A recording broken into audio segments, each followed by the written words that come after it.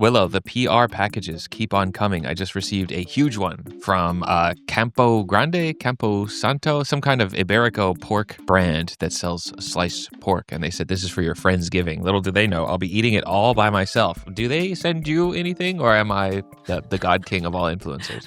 You think they send me anything? Are you kidding me? Absolutely not. I guess this is an embarrassing thing to admit, but I've DM'd a couple of like really high-end, maybe not so much food-related brands and just be like, hello, do you have some sort of like affiliate thing going on, or do you have some kind of like outreach program for, I say creators, that's the only time I say creators, so I don't use the word influencers. That's never worked, but I'm just like, you see my verification badge? Can I please have some free perfume or something? Yeah, I've tried to reach out to a couple people about the podcast or like a couple brands and things like that. Just being like, do you want to help our little podcast, please? like I'm not anybody, but look at him. Look at his YouTube channel. He's got almost 1 million subscribers, guys. But they want you. They don't want me. When I did, they don't want me, I'll tell you that much. When I did the collab for the Kroger ad with that girl, Remy, I don't know if you remember her. She is like the perfect person. And I told her this. I was like, you are so positive. My wife says I really ought to take notes from her because, she'll get the product and be like, guys, I got this cool new thing. Look, it's so great. And it's like, I just don't have it in me to be like positive about anything. And I think that's what's holding me back is nobody wants to send stuff to a guy like that. Well, I think that as far as your audience goes, that's like a plus. I think that most of the people that watch your content, like if you came out one day and you were like, hey guys, look at this thing. And they'd be like, did somebody kidnap him? Is this a cry for help? Well, I did talk about the last PR box that I got with like 4 different brands worth of stuff in it. And I was like very upfront, like, I don't know if you guys care about this or want this. And like 3 people were like, yes, do it. And like a good number of people were just like, let's just keep this to yourself. So I don't know. I guess that's the downside of having like well-adjusted adults for an audience instead of starry-eyed kids. Yeah, come on, guys. You don't want to buy stuff? I'll smile more. I promise. What's in the news this week? Starbucks limited edition Barista cups have created chaos across the country in nearly every form imaginable, from overnight campouts to money-hungry resellers and even a full-on physical altercation, prompting the company to issue an apology for supply not meeting the overwhelming demand. This is the first big win for Starbucks since their new CEO took over, at least as far as I've been paying attention. All I ever heard was bad news. There's no free water cups anymore, no free bathroom use, no loafing around for the free Wi-Fi. There's new uniforms, new scheduling system, new requirements to write the cutesy messages on the cups. And we've covered a lot of that. And I hate that this is an effective barometer for the way that you can tell whether something's like made a wave or not. But if social media managers for brands start participating in the discourse, that's how you know it's a big deal. Like I saw an AI generated Buc-ee's cup where it's a beaver instead of a bear. I saw Tahin sharing a bunch of AI generated photos of the Starbucks bear holding 4 different drinks with the rim coated in Tahin. So we had 2 perceived facts. 1, they've taken nothing but L's all year. And 2, this particular thing is a massive success. And so you combine those 2 and you get shortages because I don't know about you or your experience with this, but like when I make a new product like aprons or when I have to buy t-shirts as merch, the hard anxiety inducing part is deciding how many to buy because you have to forecast buyer demand based on not much more than vibes. I don't particularly think of this as being like a big win for Starbucks. Obviously this is creating like a ton of press. Like if I'm being honest, I didn't even really want to cover this story because I'm so sick of talking about Starbucks. But this is like the big food and bev story of the week. So here I am talking about it. And it feels to me like artificially generated scarcity. Like I'm seeing a lot of people reporting that like the Starbucks that they worked at literally got like 1 or 2 of these bear cups. Well, there's a lot of locations, so I don't see like, I think of how many Starbucks there are on my long 7-hour road trip to like El Paso or California. And it's like, I would imagine those only got 1 or 2 because why wouldn't they? And they also came out with a Hello Kitty collab line pretty recently. And you don't hear a whole lot of people talking about that. And that was coming out around the same time. So it's like, I imagine they're sort of dipping their toes in a lot of limited edition merch. And this is just the one that happened to blow up too much to handle. I guess so. Maybe I'm just like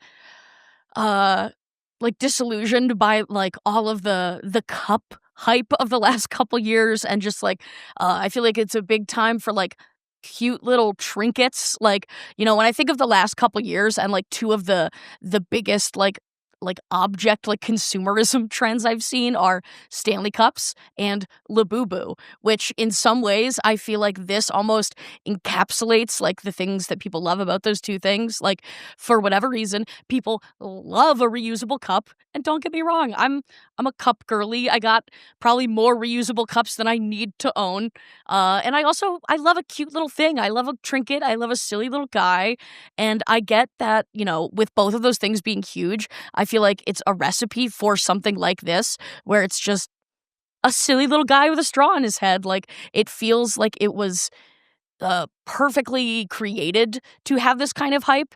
And I don't know, maybe I'm just like being a negative Nancy, but I feel like this was very much like a curated event by Starbucks. I think I'm negative about it too. I just don't see it as like this sort of perfect storm convergence because to me, there are a lot of things happening that make this take place. For example, like water bottles have been a consumer grail, like the number one most hyper consumer thing to pay attention to ever since I've been alive. There was the Nalgene, and then I can't even remember them all. There's what was the other There's one? Yeti, Hydro Flask. Hydro Flask was the one. Owala is the one du jour. Stanley, and it's like water bottles are definitely one thing. I don't think that applies to this bear. Labubu, yes, I think Labubu is applicable because it is a little cute thing, but it's like I see it more as like that's more of the reseller centric, like the fact that reselling is a viable means of clawing out of poverty to some degree, such that you have adults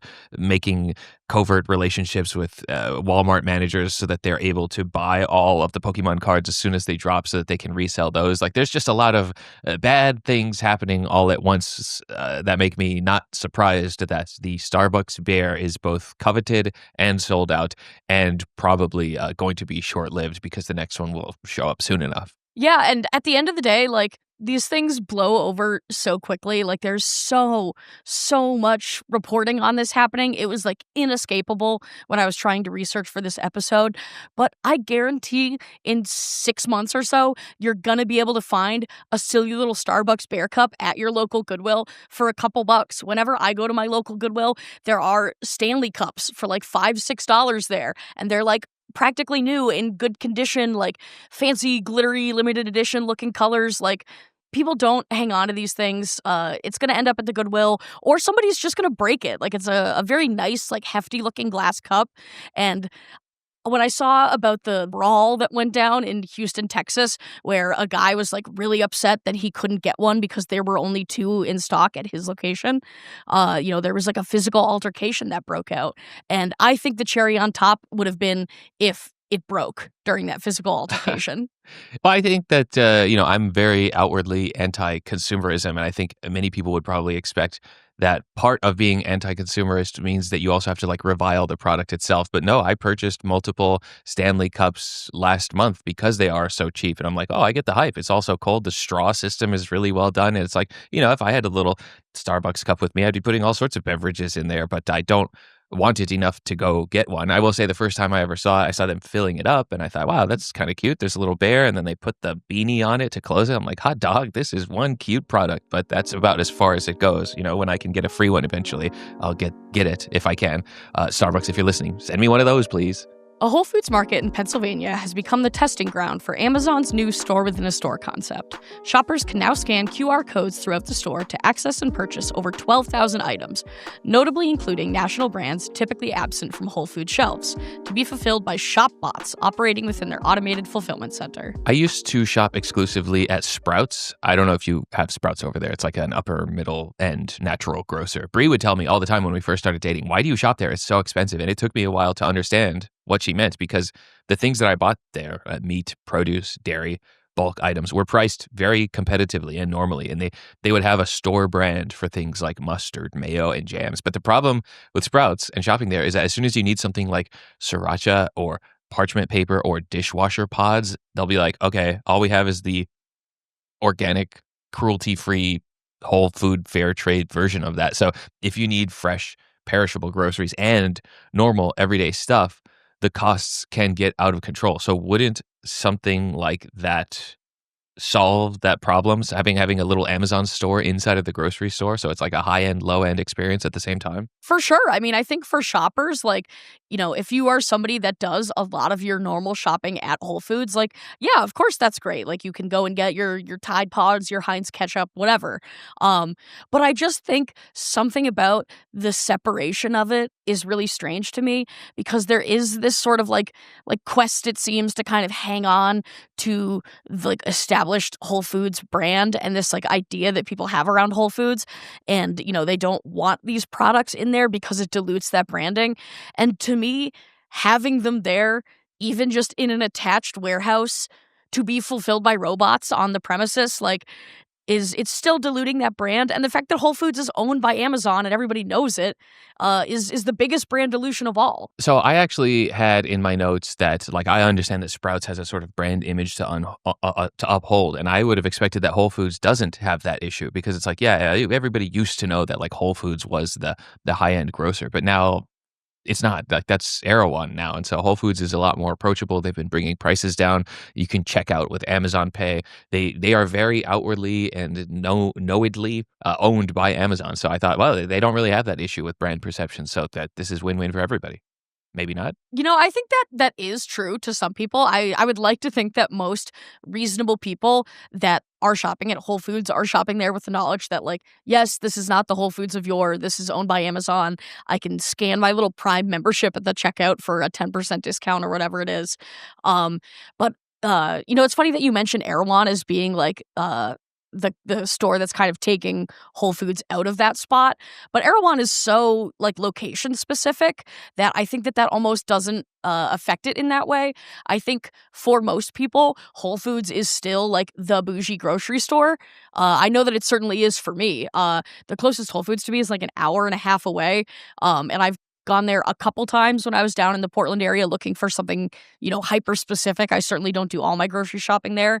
And I would have expected the prices to come down having been owned by Amazon, but I feel like they're just as expensive as ever. And, certainly that has to do with groceries are more expensive than ever. But I just feel like they are still really trying to hold on to that, like, we are the bougie, expensive, hippie grocery store, while still trying to, like, separate themselves from the fact that people know that they're owned by Amazon. This will be one of those things where the comments decide who's right, who's got the better perception on this. Because I used to think, you see somebody with like everyday 365 baking soda in their pantry and they're like, ooh la la, this person is rich. And now it's like, I see those in Airbnb. It's more just like if you live next to a Whole Foods, that's where you get your groceries. But now just imagine they add prescription fulfillment as well, because Amazon dips their toes into the medical industry, and maybe they start building their Amazon warehouses in the center of the city instead of out in the flatlands, whatever you call it, like the outer part of the city. And, maybe they make some kind of Amazon Costco competitor. Imagine that. I feel like that's not even far off. I think that is like a very reasonable prediction for, say, like the next like decade. I could absolutely see Amazon trying to do that because I feel like, in the last like 5-10 years or whatever, they have been trying to kind of dip their toes into the brick and mortar storefront with something like this, where they have those like Amazon stores where you can go into and just take your stuff and then walk out and they charge your account. I still only kind of understand that. Those turned out to be kind of a scam because it was just like, I don't know if you've heard the joke where it's like API means a person in India, where it was just like you're supposed to be grabbing stuff and cameras are watching what you do. And it's actually like people in India in a data center being like, okay, this person picked up this item. I just don't understand like, some of the ways in which Amazon is trying to engage with that like brick and mortar storefront. Like that's such a crazy idea, and I think most people thought that was bound to flop. But I could totally see something like an Amazon Costco working out because they have the stuff, they have everything they need to do something like that. I mean, at this point, Amazon could probably buy out Costco if they wanted to, and it would just be Amazon Costco. I shudder to think. I remember the Scottsdale Mall out here had something called like Amazon 5-star, where it was like only 5-star items, or maybe it was 4-star and above, and you can like all their best items, you can go buy them in person. But if the whole deal is like if you're a Prime member, we can have it to your house almost instantly. I just didn't understand it, and I'm pretty sure it's closed now, so it might not have worked out. But I appreciate their ability to move quickly and try new things, especially in the brick and mortar space. So if I had the opportunity to shop there, I would, but I don't. And all of my shopping is determined by what is close to me. So that's as far as I'll go. And for now, this is just one location in Pennsylvania that is experimenting with it. They have said that if it does work out, they want to expand this to more Whole Foods locations. But given that, they needed an additional 10,000 square feet of space to enact this, I think it would be very hard for them to do this in many other locations. Like, I know that the Whole Foods nearest to me, for them to expand it, they would have to get rid of several other businesses that are nearby or adjoining on the same building. I think that it's a nifty idea if you kind of separate the Amazon of it all out of it. But I honestly thought that Whole Foods was reaching peak grocery store when I went to a Whole Foods that had both a bar and a DIY trail mix bar that you could fill out. In some ways it doesn't surprise me that they're always trying to slip these new things in there. Yeah, my mom eats at Whole Foods every week. I think it's Wednesday, where its oysters are $1 each. And she's like, well, that's the cheapest I'm ever going to get oysters. And they're just Oysters raw. at Whole Foods. They just shuck them right in front of you. You can eat them there and then just walk home. The only other point that I really have, or that I'm curious about, is how the pricing for these goods is going to work. Because Whole Foods is kind of known to be, a slightly more expensive place to shop. I'm sure you've heard people call it whole paycheck and things like that. Isn't that a Dave Ramsey exclusive from 10 years ago? I don't know. I don't know where that came from. But I wonder if those mainstream brands are going to be comparable in price to, say, going to your local Kroger or Stop and Shop or whatever, or if they're going to be slightly more expensive just to milk a couple extra cents out of the people that are already going to shop at Whole Foods, or if it's going to be more of a thing to try and bring in more shoppers to then maybe buy a couple of the more expensive Whole Foods things. I think that ultimately it could be good for them, but I think there are too many other logistics to making something like this work in more locations that it would be quite a hurdle. Well, it sounds like if you need 10,000 square feet of space immediately in a place that's highly populated, Phoenix, Arizona will be the next location for this, because we are, I think, #1 in sprawl 50 years in a row. So I can't wait. Yay! Denny's has agreed to an acquisition by a group of investors in a $620 million all-cash buyout. This transaction, expected to close in early 2026, will take Denny's private and delist its shares as the chain seeks to stabilize operations amid declining sales and increasing store closures. I don't have much to say about this other than, I guess, anybody who's ever bought any Denny's stock ever, this is just game over. There are no bags left to hold. Each share will be valued at $6.25.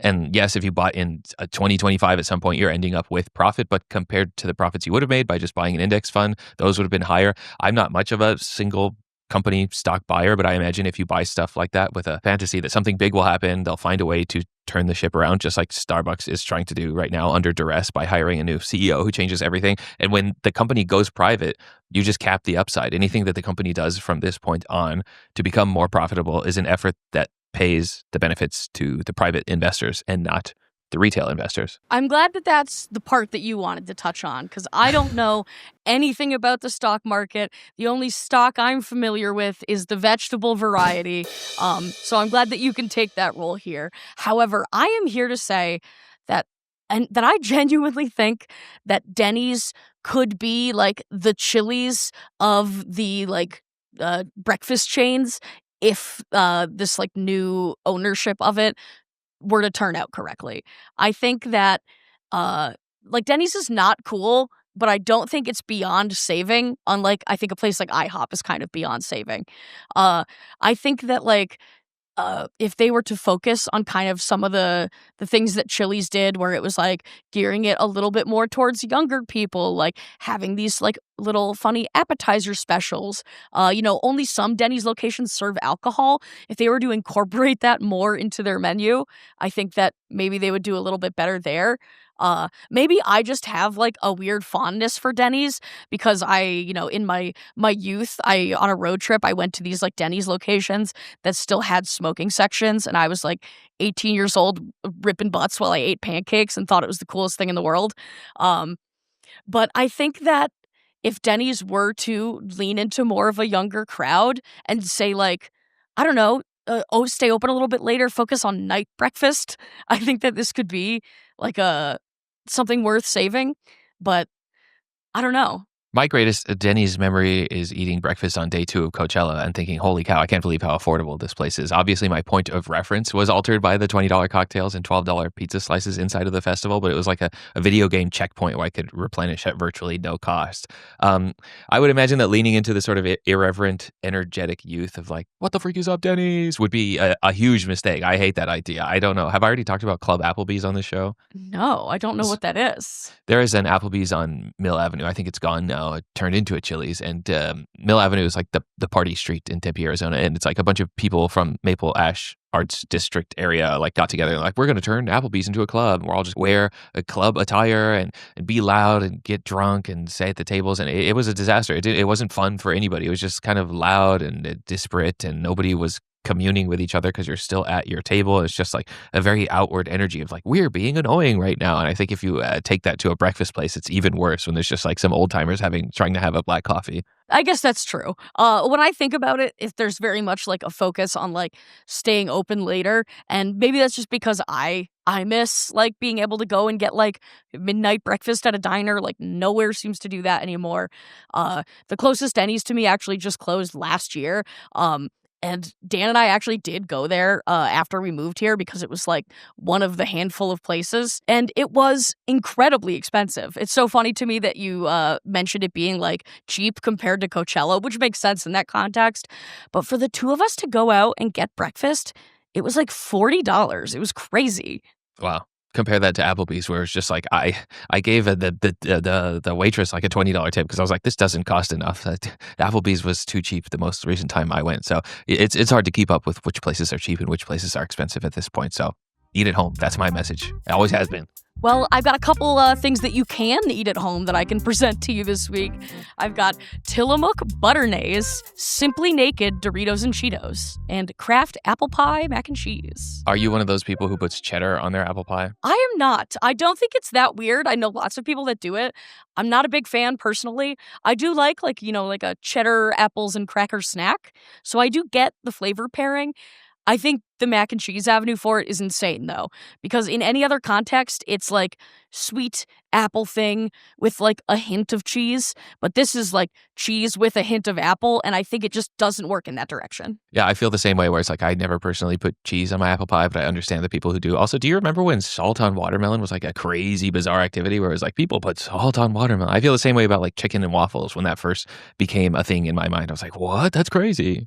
Really? Chicken and waffles you thought was crazy? I feel like that's been like a long-standing Oh, for sure. like Southern food. Like I become mad on TikTok less frequently because when you see something so stupid, like, you guys, did you know that people are putting salt on watermelon? You realize that like there's a whole world of like 12-year-old people out there who are just discovering things for the first time. You can't get mad as if everybody's your age. But especially in that context when most of these people are like 12 years old on TikTok. That's funny though. I don't remember the watermelon salt thing ever being like groundbreaking. no, I guess I'm just from a podunk town where my mind was open. My third eye was open every time I learned about any new food. But speaking of new foods, the Tillamook Butternays. I say Tillamook, you say Tillamook. We're gonna Tillamook? Okay. I don't know. This is the guy who pronounced the Disney movie Moana for the first several months of its release. But is that not just hollandaise, like pre-made hollandaise that you spread on a grilled cheese sandwich? I mean, kind of, I guess. Like, there's no lemon in it, which is in hollandaise. And while you can make like a Cheater's hollandaise out of mayonnaise, I certainly like wouldn't recommend it. To me, this just sounds disgusting. I've seen a bunch of people on Instagram trying to make their own butternaise because I guess it's sold out like immediately. And I've seen all these videos of people trying to mix together butter and mayonnaise, and it's like not emulsifying because they're just like mixing it together with like a little metal spoon, and it looks disgusting. And I can't imagine that the actual packaged product could be that much better than the slop that I've seen people make themselves. Yeah, that's the sort of two minds that I have about this. Is like, yes, it's kind of just hollandaise, but then again, it's pretty hard to sell pre-made hollandaise unless you're like trying to target somebody who's making eggs Benedict, but also doesn't want to go through too much effort. And so to prepackage it as a spread that's made for grilled cheeses rockets it to the top of the r/grilled cheese subreddit and is, I think, smart marketing. Yeah, I think it's like cute and funny, I guess. I don't know why anybody wouldn't just put butter in the pan and then put mayonnaise on the outside of the grilled Because cheese. the Butternaise is spreadable. You are not a true grilled cheese eater, and I can tell. I'm also like a big mayonnaise hater, so maybe that is part of this. Very, very anti mayonnaise. In no world would I want that on my grilled cheese sandwich, so this does sound gross to me. I do wonder, like, I feel like if this was something that was more readily available and you like had this in your fridge, I'm trying to think of other like use cases for it beyond that, and I just can't think of any. I guess the people who are buying it are treasuring it and just using it for grilled cheese anyway. And by the time that they use up the jar and need to think of another use for it, the product is gone. It's just another flash in the pan product. And the thing that is proven not to be a flash in the pan is removing food dyes from food. These Simply Naked or Simply NKD really hate that. But, I imagine it's very hard to become a snack brand right now because at any point of differentiation that you introduce can just be adopted by the big brands. You can be like, hey, hello, we're the Sprouts brand Doritos who there's no dyes in it. And then Doritos can just say, okay, let's just take the dyes out. Yeah, and the thing that I don't really understand here is because, I was under the impression that like a lot of these like artificial colors and flavors are supposed to be out of these products within the next like year or two anyways. So for Doritos to come out with a separate line that's like these are our dye-free, artificial flavoring-free ones, to me it's like, okay, well what happens to the normal ones when you then have to take all that stuff out of the normal ones? Are these just regular Doritos and Cheetos at that point? And I agree. I hate the naked branding of it. But the NKD thing of it is the most annoying part. Like, it's like they're afraid to say naked, but they don't know what else to call it. I hate it. You can't call them white Doritos. But I imagine it's like the Pareto principle of it all, like with liquor sales, where it's like 20% of buyers are buying 80% of the product. And we have no idea how hardcore Doritos fans can get. But speaking of like the differentiation being adopted by the big brands, one of the products that I was sent as a free publicity package was Tantos by Chef Joe Sasto from Top Chef, and these were really good. They're like puffed pasta chips. I don't know what like the legal definition of that, but it's like a wheat chip, like it's a puffed wheat instead of a puffed corn because pasta is made out of wheat. And they're this one's cacio e pepe. They have like a marinara and a pesto flavor. And the whole time I'm eating it, I'm like, this is really good. It's just a matter of time. Like if these became really popular, then Trader Joe or Walmart or somebody's just going to make a dupe of them, and then it's just game over. Yeah, absolutely. As you were describing that, my brain literally was like, that feels like a Trader Joe's product right off the bat. Yeah, so I don't know what to say. That's another reason why I'm sure nobody wants to send me stuff like this, because if I go online, I'm just like, here are my thoughts on the product. They're going to be like, no, don't say that. Like, this is just going to be a Trader Joe's product in 2 years. No! Yeah, the best case scenario is that you become successful enough to get ripped off. Ugh, sorry. Sing. Sorry, Chef Joe. I think you should have won your season, but I'm too black-pilled by food business to have high hopes for any small snack brand. Ending on a dark note, as always. See you all next week. See you all next week, guys. Bye-bye. Goodbye. Eater's Digest is published every Friday morning on YouTube with video and Spotify with audio. You can support the show by subscribing, by sharing it with somebody who might like it, or by joining our Discord at patreon.com/Shack.